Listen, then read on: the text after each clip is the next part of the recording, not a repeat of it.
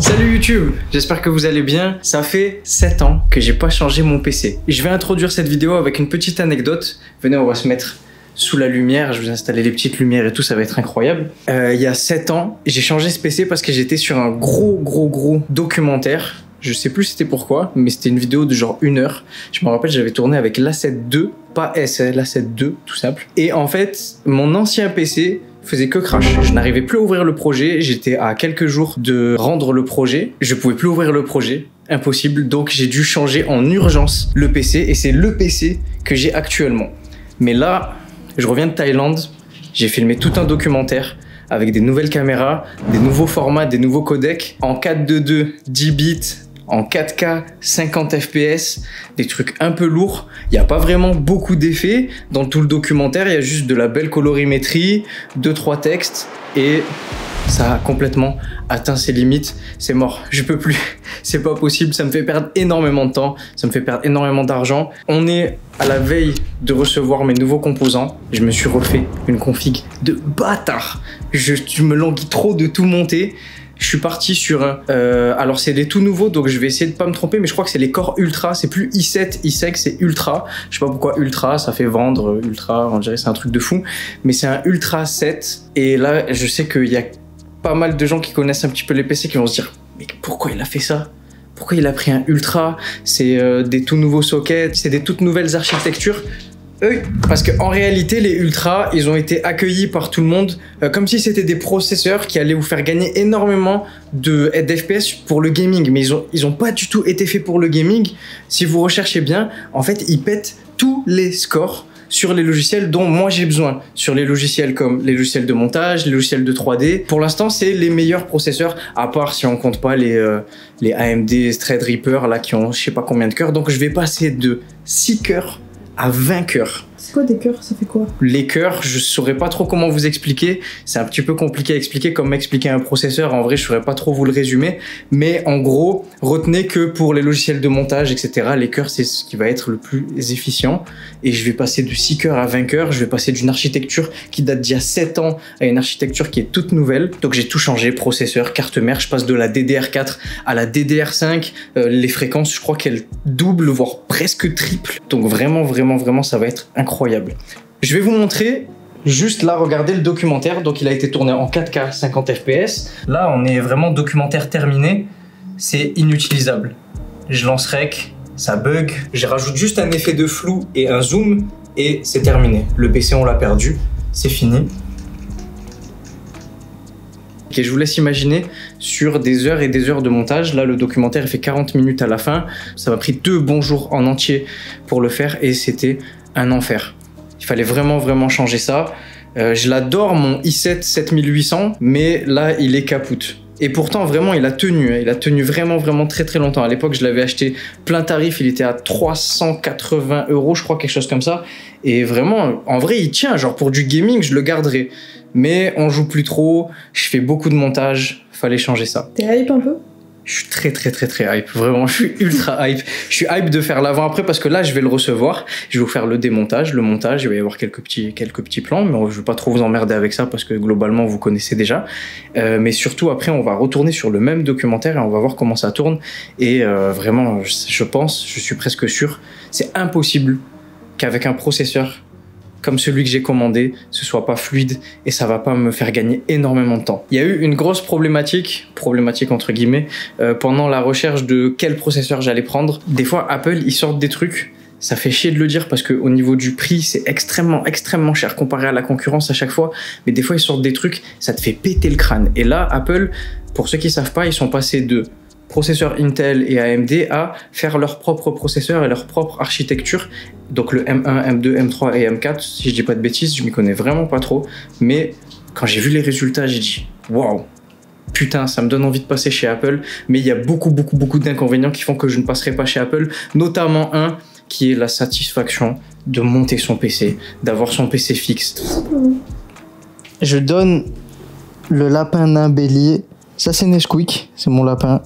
Je l'aime trop, mais des fois il casse un peu les couilles. Il est pas stérilisé, il est pas castré. Et c'est vrai que quelquefois, voilà, bon, il m'a pissé dessus. C'est pas grave, on le pardonne. Il pète le tournage un peu, genre c'est l'élément perturbateur du tournage. Il y a même un vidéaste avec qui j'ai parlé sur Instagram qui m'a dit frérot, je suis passé chez Apple, je pète mon crâne comment c'est fluide, ça ne bug jamais, il n'y a pas un crash. Et c'est vrai, je les crois, mais il y a plein d'inconvénients qui font que je vais rester chez Windows. Pas parce que je kiffe plus Windows que Apple, mais surtout parce que tu as la satisfaction de monter son PC. Ensuite, les pièces, tu peux les changer. Pas tout est soudé dans ton PC et tout. C'est vrai que ça me ferait chier d'avoir un Apple et de me dire je peux pas l'upgrade. Il y a des bonnes alternatives sur Windows aussi. C'est vrai qu'Apple, ils ont fait un truc de fou, mais Windows propose aussi de bonnes alternatives, je me répète. Les gars, je vous dis à demain.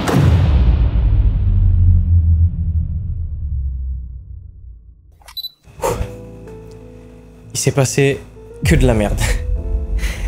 J'ai jamais eu autant de merde sur tous les PC que j'ai jamais monté de ma vie.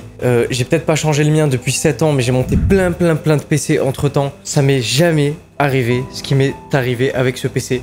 Et pourtant, c'est le PC le plus haut de gamme que j'ai monté de tous les PC que j'ai montés. Ok, on va commencer avec... Je vous jure les gars, je suis fatigué. J'ai des cernes. J'ai passé toute la journée de 15h quand j'ai reçu les pièces à minuit. J'ai trouvé le problème à 23h. On va commencer avec l'installation du Ventirad. C'est rien de bien méchant, mais pour tous ceux qui achètent des processeurs avec le socket 1851, sachez qu'il n'y a aucun support, aucune installation dédiée à ces sockets. Il a fallu de moi-même que j'aille regarder des images des derniers processeurs de la 13e et de la 14e génération de chez Intel pour comprendre qu'ils ont la même forme et la même taille.